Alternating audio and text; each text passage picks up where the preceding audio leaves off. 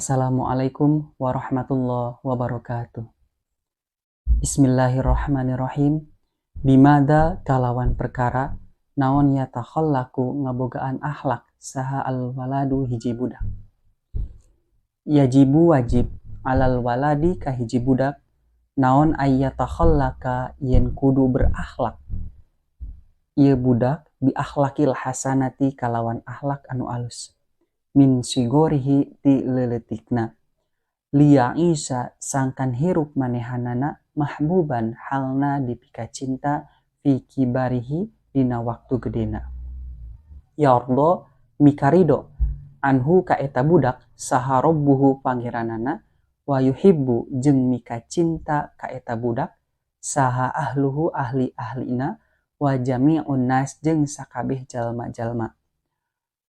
Wa yajibu jeung wajib alaihi kabudak aidon deui naon ayyab ta'ida yen ngajauhan anil akhlakil qabihati tina akhlak anu goreng kaila sangkan henteu yakuna bukti eta budak makruhan eta dipikangewa.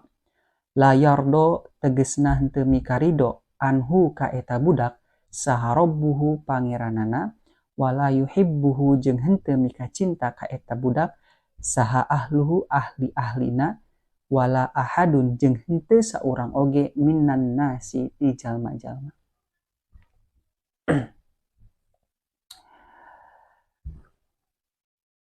Dalam kitab Akhlak lil Banin juz awal di bab 1 menjelaskan tentang sebuah akhlak.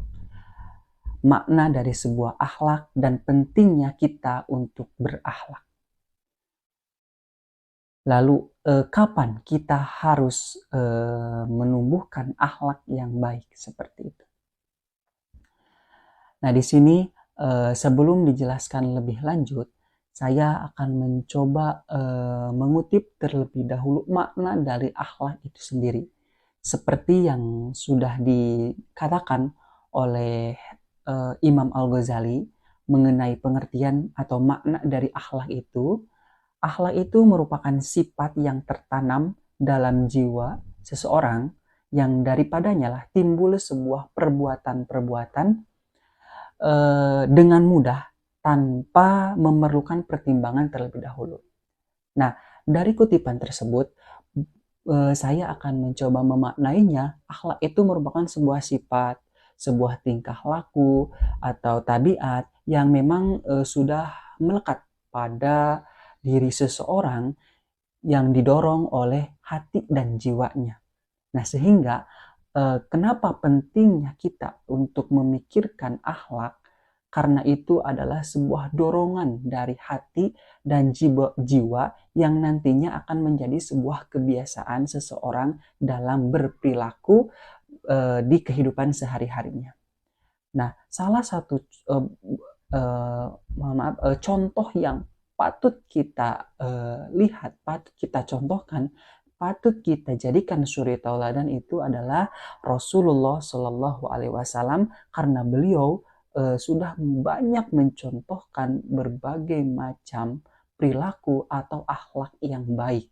Karena sejatinya seorang mukmin, seorang muslim yang baik itu bisa berperilaku, mempunyai kebiasaan yang baik tentunya. Nah, di sini dikatakan di bagian pertama yaitu yajibu, wajib bagi setiap orang untuk memiliki akhlakil hasanah, yaitu akhlak yang bagus, akhlak yang baik, akhlak yang sudah dicontohkan oleh Rasulullah.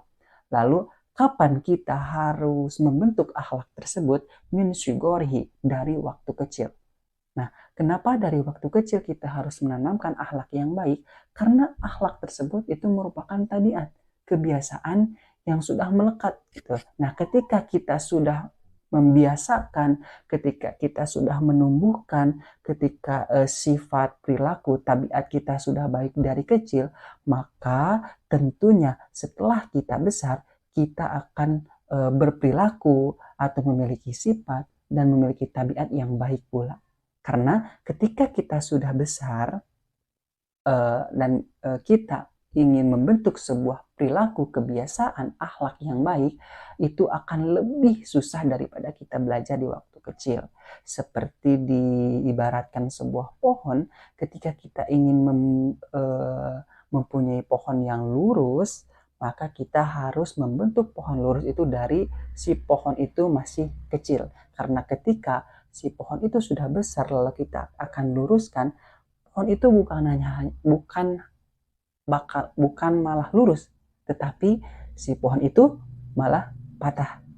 Nah, kita bisa artikan itu dalam kehidupan kita sehari-hari. Ketika kita sudah besar, lalu kita ingin akhlak kita lurus, baik, maka itu akan sangat sulit. Bahkan banyak orang akan menolaknya karena mungkin sudah menjadi kebiasaan dia untuk tidak berakhlak dengan baik. Nah, seperti itu. Pentingnya kita berakhlak baik di waktu kecil. Lia Isa. Nah, mengapa kita harus berakhlak baik di waktu kecil? Lia Isa mahbuban fi kibarihi. Di sini dikatakan bahwasanya sehingga nanti kehidupan kita akan selalu disukai banyak orang ketika kita sudah besar nanti. Ya karena itu, karena akhlak kita, kebiasaan kita, sifat kita itu sudah ditanamkan baik dari waktu kecil. Nah, selain kita banyak disukai oleh orang, yang paling penting, yang paling utama di sini adalah yardo anhu rabbuhu, yaitu kita mendapatkan mardotillah, mendapatkan ridho dari Allah Subhanahu wa Ta'ala. Mengapa seperti itu? Nah, karena fokus utama kita sebagai umat muslim hidup di dunia ini adalah yaitu mencari ridho Allah dari perilaku kita, dari ibadah kita, dari akhlak kita. Ya, poin pertama, tujuan utama kita itu adalah mencari ridhonya Gusti Allah. Nah, dalam hal ini, ketika kita sudah bisa berakhlak baik, berakhlak yang sudah dicontohkan oleh Rasulullah tentunya, maka kita akan mendapatkan ridho Allah tersebut. Lalu, wa yuhibbuhu ahluhu. Nah, selain kita mendapatkan tentunya ridho Allah dari Allah, nah kita juga akan mendapatkan cinta, kasih sayang, kita akan mendapatkan perhatian lebih, bahkan kita akan banyak disukai oleh setiap orang. Ya karena kita sudah bisa menjalankan akhlak baik tersebut wajami'un nas, oleh semua orang. Maka sahabat sorgaku, ketika kita sudah bisa menjalankan akhlak yang baik atau tertanam dalam jiwa kita akhlak yang baik, tentunya kita harus bisa menjauhi akhlak yang buruk atau akhlak yang jelek. Nah, melihat di poin kedua di bagian bab 1 akhlak dilbaning ini, dikatakan bahwasanya wajib bagi setiap orang itu menjauhi akhlakil qobihah atau akhlak yang buruk. Nah, mengapa kita harus menjauhi akhlak yang buruk? Karena tentunya agar kita tidak dibenci banyak orang, bahkan kita tidak dibenci oleh Allah Subhanahu wa Ta'ala. Na'udzubillahi min dzalik. Ketika kita banyak menjalankan akhlak yang buruk, di sini dikatakan la yardo, Allah tidak akan ridho terhadap orang tersebut.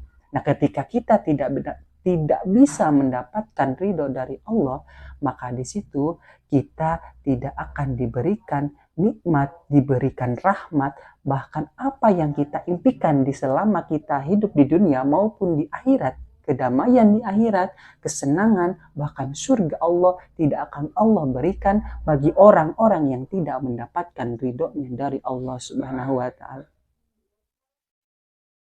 Nah, selain kita tidak bisa mendapatkan ridho dari Allah Subhanahu wa Ta'ala, wala yuhibbu ahluhu, dia tidak akan mendapatkan kasih sayang, dia akan dijauhi, dia akan banyak dibenci oleh setiap orang. Wajami'un nas, minan nas, bagi setiap jalma-jalma.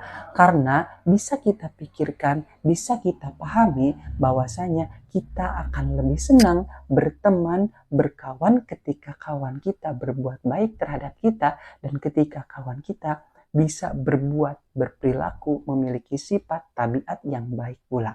Maka dari itu, di bagian pertama ini, di bagian bab pertama ini ada 2 poin penting yang harus kita pahami dan harus kita kerjakan, yaitu kita harus tahu kita harus bisa menjalankan akhlak baik dan kita harus bisa menjauhi akhlak yang buruk. Karena ketika kita sudah bisa menjalankan akhlak yang baik, maka kita akan banyak disukai orang dan poin penting adalah kita akan mendapatkan ridhonya Allah Subhanahu wa taala. Sahabat surgaku, sekian yang dapat saya sampaikan.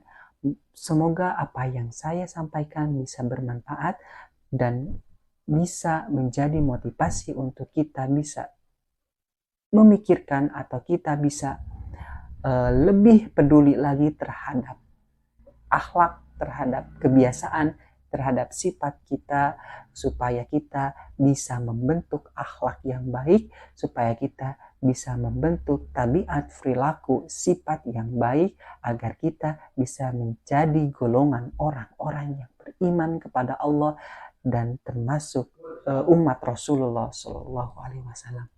Wabil hidayah wa taufik. Wassalamualaikum warahmatullahi wabarakatuh.